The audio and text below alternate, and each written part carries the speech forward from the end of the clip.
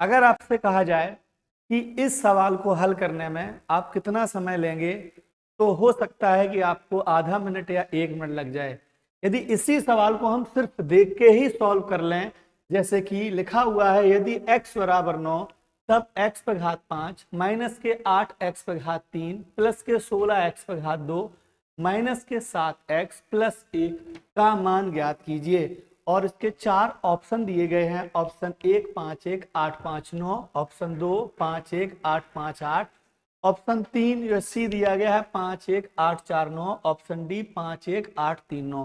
कितना समय लगेगा इस प्रश्न को हल करने में? तो जैसे कि हमने हल कर दिया सवाल को कि इस सवाल का आंसर ये होगा। अब आप सोच रहे होंगे कैसे संभव है? ये संभव है कि गणित में जितनी भी कठिन गणनाएं हैं उन गणनाओं को हल करने के लिए एक कॉन्सेप्ट होता है, और इस कॉन्सेप्ट का नाम ही है डिजिट सम, अंकों का योग। कि यदि कोई सवाल आपको हल करने में समस्या खड़ी कर रहा है तो उस सवाल को हम डिजिट सम की सहायता से हल कर सकते हैं। अब हम जब डिजिट सम की सहायता से सवाल को हल कर रहे हैं तो उससे पहले हम डिजिट सम के कुछ नियम और रूल समझ लेते हैं। अगर हम डिजिट सम के सारे नियम एक बार अच्छे से समझ लेंगे तो कोई भी सवाल हमें ज़्यादा परेशानी नहीं देगा, और जो सवाल परीक्षा में आपके सिर्फ कैलकुलेशन की वजह से छूट जाते हैं उन सवालों को हल करने में बहुत ही सहायता मिल जाएगी। हम एक बार पहले ही से क्लियर कर देना चाहते हैं, डिजिट सम किसी भी सवाल को हल करने का 100% मेथड नहीं है। हो सकता है किसी किसी सवाल में डिजिट सम का उपयोग ना हो पाए, लेकिन ज़्यादातर सवालों में ये प्रक्रिया पूर्णतः कामयाब है और चलती भी है। तो आइए हम पहले समझते हैं कि डिजिट सम का कॉन्सेप्ट कैसे काम करता है। अगर आपने एक बार पूरा डिजिट सम का कॉन्सेप्ट अच्छे से समझ लिया तो हम ये मानते हैं कि आप किसी भी सवाल को बड़ी आसानी से और बहुत जल्दी से हल कर सकते हैं। आइए तो देखते हैं डिजिट सम का कॉन्सेप्ट क्या कहता है। कि डिजिट सम है क्या। चूंकि डिजिट सम जैसा कि लिखा हुआ है डिजिट सम, तो डिजिट सम का मतलब हो गया अंकों का योग। आपको जल्दबाजी बिल्कुल नहीं करनी है, क्योंकि एक बार आपने अच्छे से समझ लिया फिर आप प्रैक्टिस करिए और सवाल को हल करने में जितनी जल्दबाजी हो सकती है आप उतनी जल्दबाजी करिए, कोई फर्क नहीं पड़ता है। अब अंकों का योग काम कैसे करता है पहले वो समझेंगे हम लोग। अंकों का योग डिजिट सम कैसे काम करता है। जैसे कि डिजिट सम में होता क्या है कि सबसे पहले हम दिए गए सवाल की डिजिट सम निकालते हैं। जितनी डिजिट सम सवाल की होती है, यदि उतनी ही डिजिट सम दिए गए 4 ऑप्शन में किसी एक ऑप्शन की हो जाती है तो वो ऑप्शन आपका सही माना जाता है। काम कैसे करता है पहले हम आपको थोड़ा सा डिजिट सम का कॉन्सेप्ट सिखाते हैं। देखिए, डिजिट सम में जो मुख्य संख्या है वो आपकी 9 है। कितनी है? 9 है। कि हम यहाँ पर 9 को 0 मान लेते हैं। यदि किसी प्रश्न में दिए गए अंकों का योगफल 9 हो जाता है तो हम उसे 9 न लिखकर 0 लिख देते हैं। अब 9 को 0 क्यों लिखते हैं इसके लिए हम आगे एक वीडियो आपका डालेंगे जिसमें पूरी प्रक्रिया बताई जाएगी। तो 9 को 0 क्यों लिखते हैं, फिलहाल हम अभी मान के चल रहे हैं कि डिजिट सम में हम 9 को 0 लिख देंगे। अगर हम 9 को 0 लिख देंगे तो 10 को क्या लिखेंगे? 9 प्लस के 1, और 9 की वैल्यू पहले से ही 0 है तो 10 को हम 1 लिख सकते हैं। और एक आप दूसरे नजरिए से भी देखिए, 10 में यदि 1 और 0 को जोड़ देंगे तब भी आपका 1 ही आएगा। इसी प्रकार 10 को यदि हमने क्या लिख दिया, 10 को 1 लिख दिया तो 11 को क्या लिखा जाएगा? देखिए, 11 को लिखा जाएगा 1 और 1 2। डिजिट सम का मतलब ही होता है अंकों का योगफल। अगर आपको 1 और 1 2 समझ में नहीं आ रहा है तो हम इसे लिख सकते हैं 9 प्लस के 2, 11 बराबर 9 प्लस के 2, और 9 की वैल्यू हमने 0 मान ली है तो 11 का मान कितना हो गया? 2 हो गया। जल्दबाजी बिल्कुल नहीं करनी है, आपको केवल ये समझना है कि हमने कौन से कॉन्सेप्ट का प्रयोग करना है। इसी प्रकार हम 12 को लिख सकते हैं 12 बराबर 2 प्लस 1 बराबर 3। 13 को लिख सकते हैं 13 बराबर 3 प्लस 1 बराबर 4। इसी प्रकार हम आगे की संख्याओं को भी लिखते जाएंगे। लेकिन जहां किसी संख्या का योगफल 9 मिल जाएगा उसे हम शून्य लिख देंगे। आइए इससे ऊपर पहुंचते हैं। यदि हमने 9 को शून्य लिख दिया तो 8 को लिख सकते हैं -1, 7 को लिख सकते हैं -2, 6 को लिख सकते हैं -3, 5 को लिख सकते हैं -4। ऐसे भी आगे भी आपकी सभी संख्याएं काम आने वाली हैं। तो हम मान के चल रहे हैं कि डिजिट सम में कि 9 को हमेशा शून्य लिख देना है। 9 को यदि हमने 0 लिख दिया तो 10 को 1 लिखेंगे, 11 को 2 लिखेंगे, 12 को 3 लिखेंगे, 13 को 4 लिखेंगे, 14 को 5 लिखेंगे, 15 को 6 लिखेंगे, 16 को 7 लिखेंगे, 17 को 8 लिखेंगे, 18 को 8 और 1 9, और 9 का मतलब 18 को हम 0 लिख देंगे। इसी प्रकार आगे भी आप चाहो तो इसका स्क्रीनशॉट ले सकते हैं कि हमने कौन सा सवाल किस अंक को क्या लिखा हुआ है। अब हम थोड़ा थोड़ा समझते हैं कि डिजिट सम का कॉन्सेप्ट असल में है क्या। अब बहुत छोटे छोटे सवालों को लेके आ रहे हैं, अभी बहुत बड़ा सवाल लेके नहीं है। एक बार आप कॉन्सेप्ट समझें। सवालों के लिए हम पूरा 10-20 सवालों की एक सीट करवा देंगे तो आपको ज्यादा से समझ में आ जाएगा। जैसे कि कहीं लिखा हुआ है 2 4 5 6 3। अभी आप केवल और केवल डिजिट सम निकालना सीखिए। अगर आपसे कहा जाए कि दी गई संख्या की डिजिट सम कितनी होगी, तो डिजिट सम का मतलब अंकों का योग कितना होगा, तो आप बड़ी आसानी से निकालेंगे। देखिए जरा, 6 और 3 9, 9 का मतलब 0 हो गया। जहां भी हमने पहले ही आपको क्लियर कर रखा है, जहां आपको 9 मिल जाए उसे हम 0 लिख देंगे। और 4 और 5 9, 4 और 5 9 भी 0 हो गया। यहाँ केवल 2 बचा। इसका मतलब है इस पूरी दी गई संख्या की जो डिजिट सम है वो कितनी हो गई, 2 हो गई। जैसे कि अभी एक उदाहरण और लेके चलते हैं। मान लो लिखा हुआ है 7 2 1 6 3 4, और इस संख्या की डिजिट सम यदि पूछी जाए तो हमें कुछ नहीं करना है। देखिए 6 और 3 ये 9 हो गया, 7 और 2 9 ये हो गया। जहां पर 9 हो जा रहा है वहां पर हमें इसे 0 कर देना है। अब बचा कौन कौन, बचा यहाँ पे 4, यहाँ पे 1 बचा, तो 4 और 1 5। इस संख्या की डिजिट सम आपकी 5 होगी। क्लियर है। तो जैसे कि मान लो कोई सवाल जोड़ का दिया जाता है तो हम पहले पहली संख्या की डिजिट सम निकाल लेंगे, फिर दूसरी संख्या की डिजिट सम। जैसे लिखा हुआ है 12 प्लस के 13, तो 12 और 13 हम सीधा सीधा जोड़ के 25 भी लिख सकते हैं, लेकिन हम डिजिट सम का कॉन्सेप्ट पढ़ रहे हैं तो पहले हम एक बार डिजिट सम को करते हैं। तो 12 का डिजिट सम हो गया 2 और 1 3, प्लस 13 का डिजिट सम हो गया 3 और 1 4, यहाँ पर 3 यहाँ पर 4, और 4 और 3 7। इसका मतलब हो गया कि इस पूरे जोड़ का डिजिट सम हो गया 7। और आप एक अच्छे से समझिए, 12 प्लस के 13 बराबर 25 होता है। तो 2 और 1 3 यहां से हो गया, प्लस 3 और 1 4 यहां से हो गया, और 5 और 2 7 ये हो गया। तो 4 और 3 7 ये हो गया, और 7 ये हो गया। बस यही डिजिट सम का कॉन्सेप्ट है। अर्थात ये जितना प्रश्न का डिजिट सम होगा उतना ही आंसर का डिजिट सम होगा। फिलहाल आप डिजिट सम देखिए, अभी हम जब सवाल पर पहुंचेंगे तो हम आपको अच्छे से बताएंगे कि डिजिट सम का प्रयोग हम कैसे करते हैं। अब यदि घटाने में ले लिया जाए तो 2 1 2 4 -1 3 5। बस इतना समझना है कि चूंकि डिजिट सम कितना चल रहा है। कोई भी सवाल दिया जाए, कैसा भी सवाल दिया जाए, हमें सबसे पहले सवाल की डिजिट सम निकालनी है। तो हम चूंकि इसकी डिजिट सम देखते हैं, 4 और 2 हो गया 6, 6 और 1 हो गया 7, 7 और 2 हो गया 9। अब 9 को हम 0 भी लिख सकते हैं और 9 को 9 भी लिख सकते हैं। हमने पहले ही बताया था 9 को हम 0 मान के चलते हैं। अभी हम लिख देंगे 0। -5 और 3 हो गया 8, 8 और 1 हो गया 9, और 9 में से 9 हो गया, कितना हो गया 0। तो घटाने की डिजिट सम हो गई इस सवाल की पूरी, कितनी हो गई 0। जैसे लिखा हो 1 3 2 -4 और 3। इसकी डिजिट सम कैसे निकालेंगे, तो 3 और 2 हो गया 5, 5 और एक हो गया 6 माइनस 4 और 3 हो गया 7। अब हम देखते हैं कि 6 में से 7 घट नहीं पाएगा।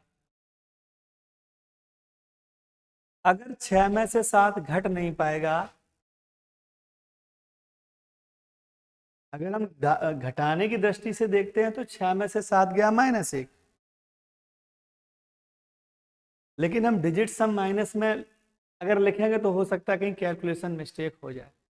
तो यदि कोई सवाल ऐसा आपका हो जाए जिसमें संख्या घट नहीं रही है, तो 6 में से 7 नहीं घट रहा है, तो 6 में हम 9 को अलग से जोड़ देंगे, क्योंकि 9 तो 0 होता है, 0 को हम किसी भी संख्या में जोड़ेंगे कोई फर्क नहीं पड़ेगा। तो 9 और 6 हो गया 15, 15 में से अब 7 घट जाएगा, 15 में से 7 चला गया 8। तो इस सवाल की डिजिट सम कितनी होगी? 8। एक तरीका और था, अगर 6 में से 7 घटाएंगे तो बचेगा -1,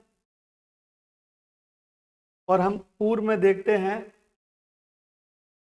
कि -1 का मतलब क्या होता है? 8 होता है। तो आप किसी भी तरीके से कर सकते हो। अगर कोई सवाल निगेटिव भी आ जाता है कि अगर 6 में से 7 घटाया -1 बचा, तो अगर किसी भी सवाल को -1 को हम क्या लिखते हैं? हमने बताया था अभी 8 लिखते हैं। या किसी भी माइनस की संख्या में यदि हम 9 जोड़ देंगे तो वो पॉजिटिव संख्या बन जाएगी। तो यदि -1 है तो -1 में यदि 9 जोड़ा तो कितना बचा हुआ है? 8 बचा हुआ। तो हम, या फिर हम क्या, अगर मान लो कहीं 2 माइनस के 7 हो गया तो 2 माइनस के 7 बचा माइनस के 5। माइनस की डिजिट सम को प्लस बनाने के लिए इसमें हम 9 जोड़ सकते हैं, तो माइनस के 5 प्लस के 9 बराबर कितना है? 4।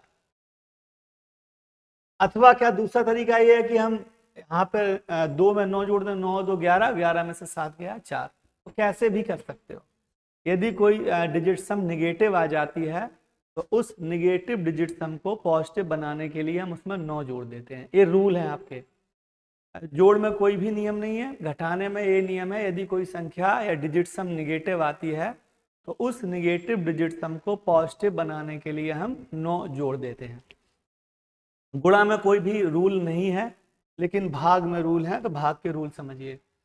जब भी कभी भी भाग की कोई डिजिट सम आए तो आपको ये टेबल आपको याद करनी पड़ेगी। क्यों याद करनी पड़ेगी? वो अभी हम 2 7 4 8 और 8, आप चाहे तो इसका स्क्रीनशॉट लेके नोट भी कर सकते हैं कि 5 2 7 4 8 और 8 क्या है ये। अब उस समझिए, जैसे कहीं 137/5 लिखा हुआ है और आपको इसकी डिजिट सम निकालनी है, तो यदि हर में 5 है तो अंश में 2 का गुणा और हर में भी 2 का गुणा। तो ऊपर भी हम 2 का गुणा कर देंगे और नीचे भी हम 2 का गुणा कर देंगे, तो ऊपर बचेगा 137 गुणे 2 और नीचे बचेगा 5 दूनी 10। अब इससे फायदा क्या मिला? फायदा भी मिलेगा। डिजिट सम निकालिए, 7 और 3 10, 10 और 1 11, और 11 को भी हम जोड़ सकते हैं, 1 और 1 कितना? 2। इसका डिजिट सम हो गया 2 गुणे, यहां तो 2 लिखा ही हुआ है, तो ऊपर हो गया 2 दूनी 4, नीचे 5। 2 का गुणा करने से फायदा क्या मिला? नीचे 2 का गुणा करने से 1 और 0 जोड़ेंगे 1, तो नीचे की जो डिजिट सम है वो आसान हो जाएगी, आपको भाग लगाने में ज्यादा दिक्कत नहीं होगी।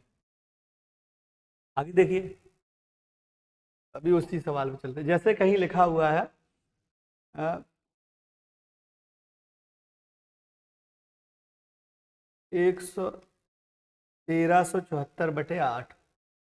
अब 8 में क्या होता है? 8 का गुणा नीचे कर दीजिए और 8 का गुणा ऊपर कर दीजिए। डिजिट सम निकालिए, 7 और 4 11, 11 और 3 14, 14 और 1 15, 15 का मतलब 1 को और 5 को आपस में जोड़ देंगे, 5 और 1 6 गुणा 8, 8 और गुणा 6 करेंगे 48 बटे 8 गुणा 8 में करेंगे 64। होगा क्या? 8 और 4 12 और 6 और 4 10, 12 का मतलब 2 और 1 3, और नीचे कितना हो गया? 1। तो सवाल की कोई भी डिजिट सम बड़ी आसानी से पता चल जाएगी। तो आप बस ये टेबल थोड़ा सा समझिए, और जब हम इस टेबल को अच्छे से समझ लेंगे तो सवालों के इम्प्लीमेंटेशन में थोड़ा सा आसानी रहेगी। कि जब हम हर में अगर 5 मिलता है तो अंश और हर दोनों में 2 का गुणा कर देते हैं। उल्टा भी यही है, यदि हर में 7 मिलता है तो अंश और हर दोनों में 4 का गुणा कर देंगे। यदि हर में 8 मिलता है तो अंश और हर दोनों में 8 का गुणा कर देंगे। इस डिजिट सम का फायदा देखिए क्या मिलता है, अभी आप थोड़ा सा समझने का प्रयास करें। सवाल कुछ इस प्रकार से दिए गए हैं। बड़े बड़े सवालों को हल करने के लिए हम टोटली डिजिट सम का प्रयोग करते हैं।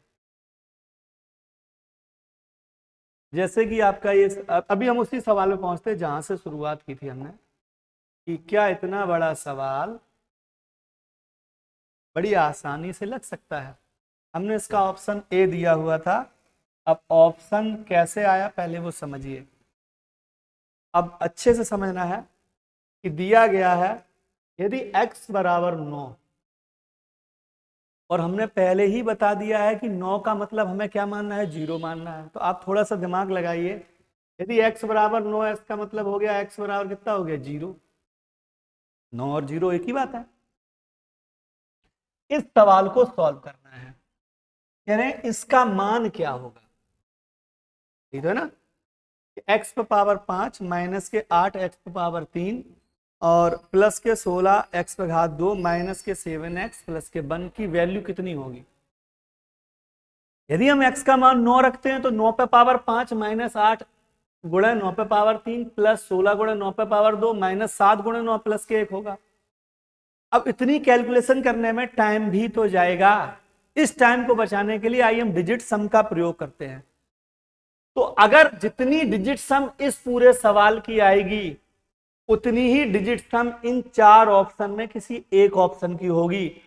और सवाल की डिजिट सम और ऑप्शन की डिजिट सम यदि सेम हो जाती है तो वही आपका आंसर हो जाता है।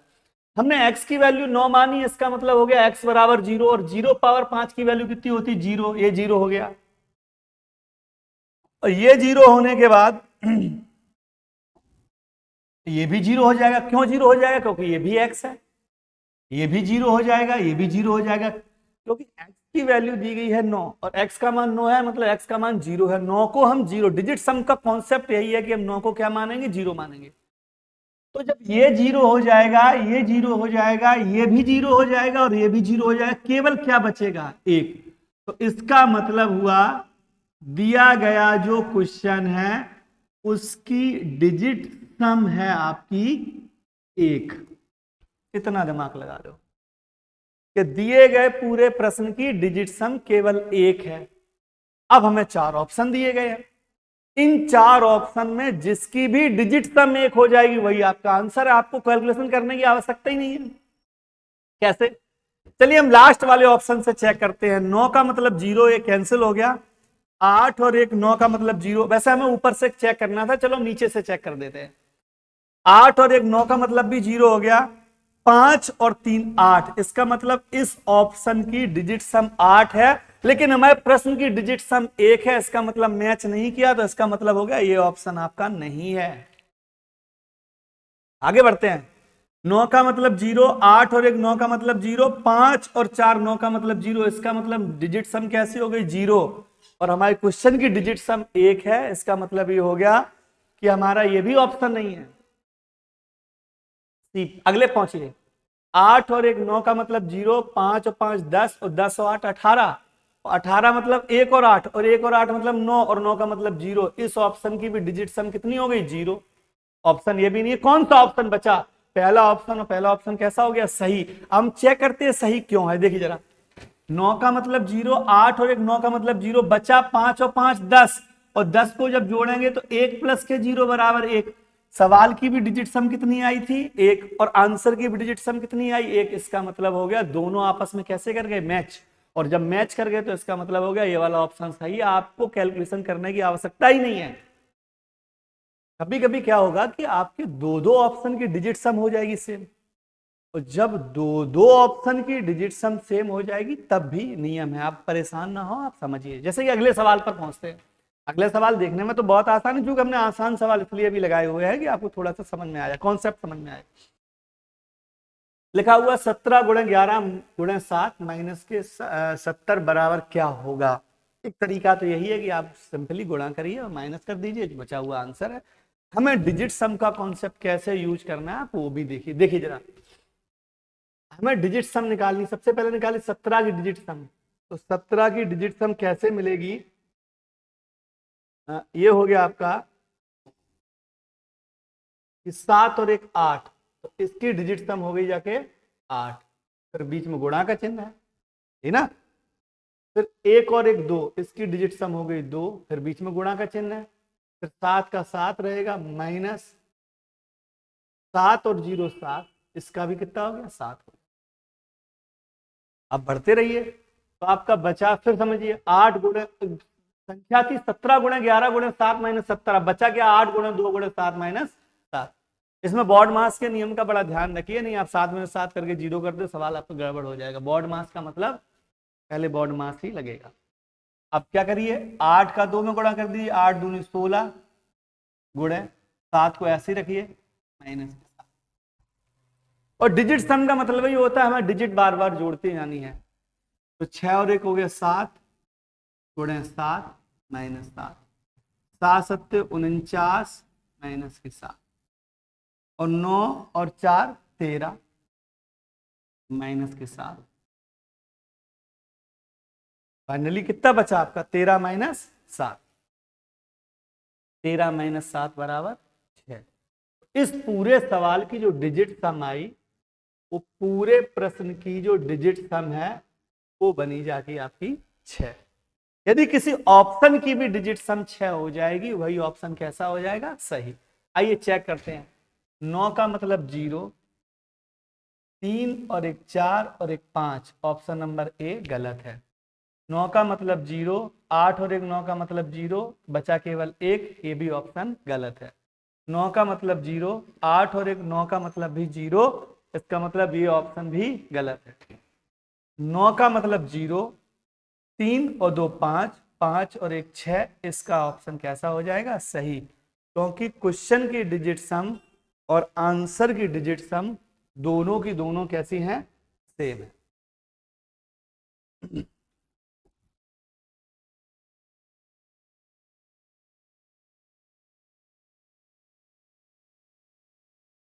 ये पिछले वाले सवाल में पहुंचते हैं।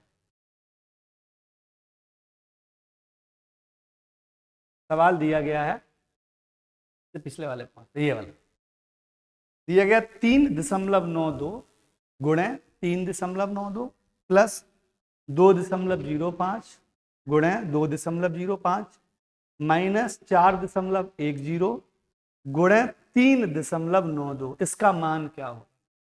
कोई परेशानी की बात नहीं है, आपको केवल डिजिट सम निकालना है। और आपने यदि सही सही डिजिट सम निकाल लिए तो इसका आंसर भी बिल्कुल सही मैच करेगा। चलिए डिजिट सम निकालते हैं।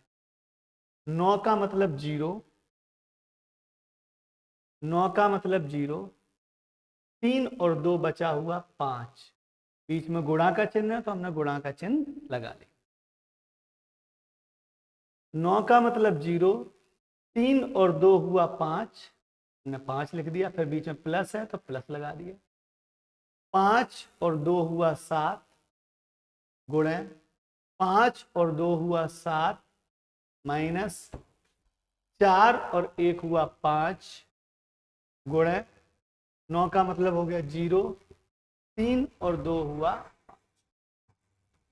तो जो बड़ी संख्याएं दी गई थी दशमलव में, 3.92 गुणे 3.92 प्लस 2.05 गुणे 2.05 और माइनस के 4.10 गुणे 3.92, इस बड़ी संख्या को हमने डिजिट सम की सहायता से छोटी संख्याओं में परिवर्तित कर लिया। अभी और भी छोटी हो जाएंगी। चलिए 5 पंचे 25 और 25 मतलब 2 और 5, 5 और 2 कितना हो गया 7 प्लस, ध्यान देना है 7 को गुणा 7 में करेंगे तो 7 7 49, यहां देखें यहां पे 49 का मतलब हो गया 4 प्लस के 9 और 9 और 4 कितना 13, 13 का मतलब 1 प्लस के 3, 1 प्लस के 3 बराबर कितना 4। नहीं आया समझ में? 7 49 में 4 और 9 आए, 9 और 4 को जोड़ देंगे तो 9 और 4 बन जाएंगे 13। अब 13 में 1 और 3 आया तो 1 और 3 हो गया 4, तो इसकी डिजिट सम कितनी हो गई? इसकी डिजिट सम हो गई 4। 1 मिनट बताइए, इसकी हुई थी 7, इसकी हुई 4 माइनस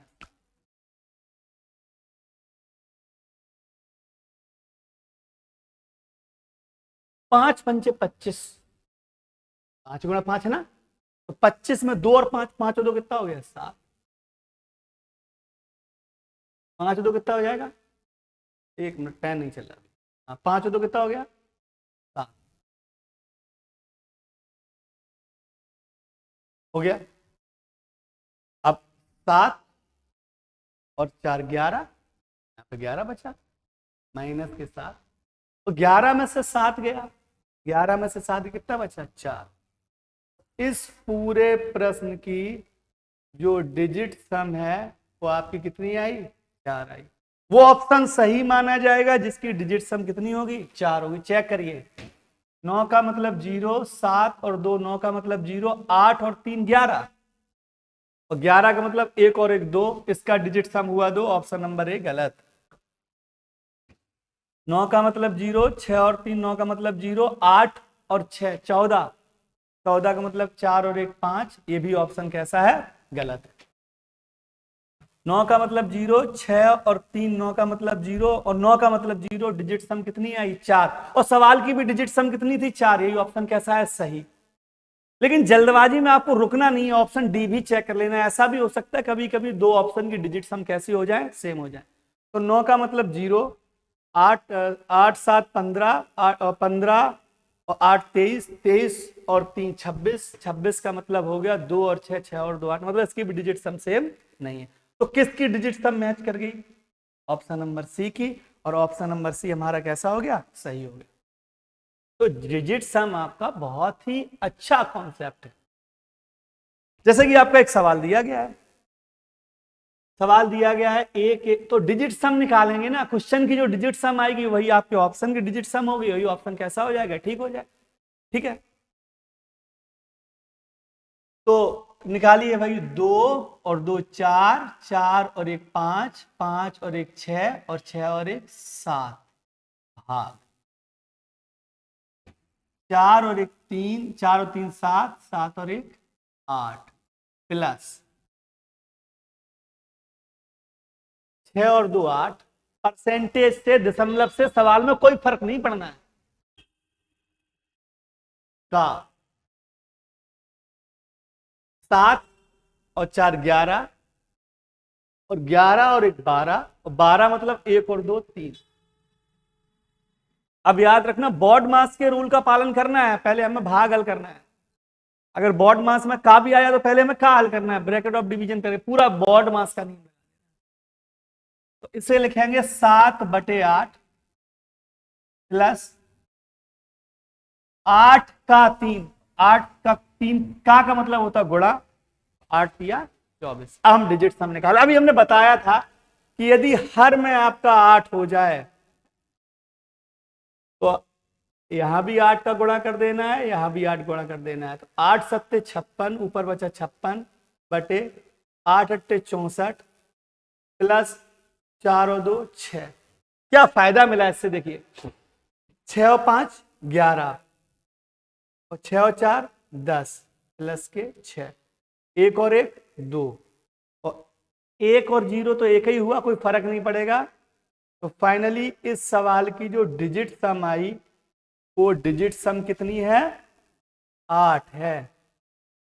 ये समझ में आया कैसे कि 7/8 और प्लस के 24 था, तो हमने ऊपर भी 8 का गुणा कर दिया, नीचे भी 8 का, तो 8 अट्टे 64, 64 का मतलब 6 और 4 10, 10 का मतलब 1 और 0 1, तो हर तो पूरा गायब हो गया। 8 सत्ते 56, 56 मतलब 5 और 1 6, 5 और 6, 5 और 6 11, 11 मतलब 1 और 1 2, तो इसका पूरा डिजिट सम कितना हो गया? 2 प्लस 4 और 2 6, तो कितना हो गया? 8। हम वो ऑप्शन चेक करते हैं जिस ऑप्शन की डिजिट सम कितनी होगी? 8 होगी। करिए भाई चेक, यहीं से चेक करिए कि 6 और 4 10, 10 और 8 18, 18 और 2 20, और 20 का मतलब 2 और 0 2, मतलब ये वाला ऑप्शन तो बिल्कुल नहीं है, क्योंकि इसकी डिजिट सम कितनी आई? 2 आई। आगे चेक करें, 6 और 6 12, 12 और 2 14, 14 और 2 16, 16 का मतलब 1 और 6, 1 और 6 का मतलब 7, ये भी ऑप्शन नहीं है। आगे चेक करिए, हमें वो ऑप्शन देखना है जिस ऑप्शन की डिजिट सम कितनी है? 8। चेक करेंगे, तो 6 और 3 9 कैंसिल, 5 और 2 7, ये भी ऑप्शन नहीं है, तो कौन सा ऑप्शन सही हो गया? Option number A. चेक करते हैं क्या ऑप्शन नंबर ए की डिजिट सम 8 है।